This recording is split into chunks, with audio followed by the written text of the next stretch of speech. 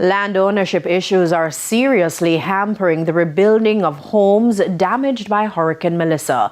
Despite those roadblocks, Parliament's Public Accounts Committee was told that other initiatives are underway to provide housing for hurricane victims. Details from Andrea Chisholm.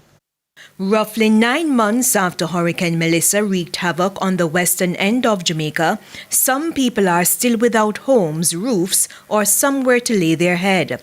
The matter is even more urgent as Jamaica enters the peak of the hurricane season.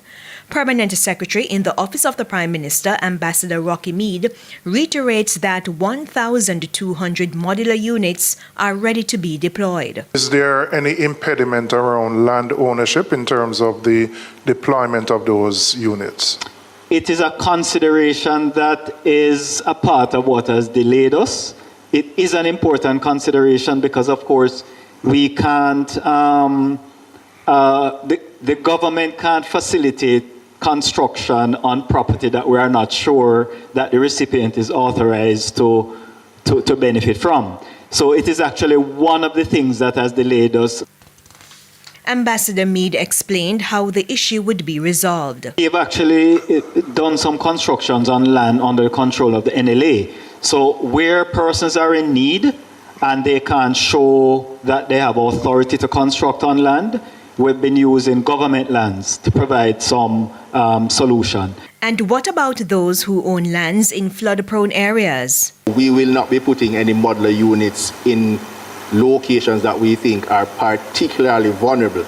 The idea is not to rebuild in spaces that would have had significant impact. Has there been consultation with the representatives to say this particular area, we're not rebuilding there, we're moving the people to X place?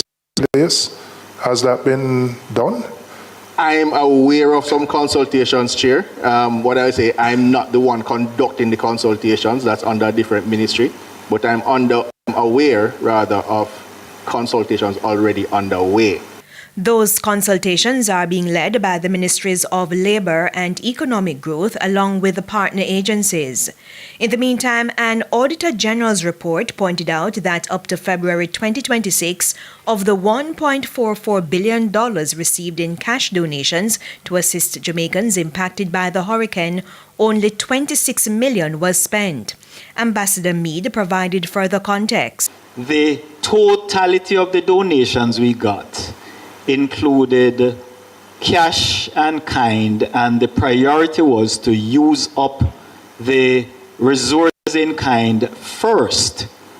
So by reporting that at a certain point only a small percentage of the donated funds were used, it doesn't capture the fuller picture, and it was a part of the plan that most of the funds that were donated would be used for the more medium-term sustainable recovery, including the housing solutions. PAC Chairman Julian Robinson said the specific purpose of the fund should have been clearly communicated. Andrea Chisholm, TVJ News.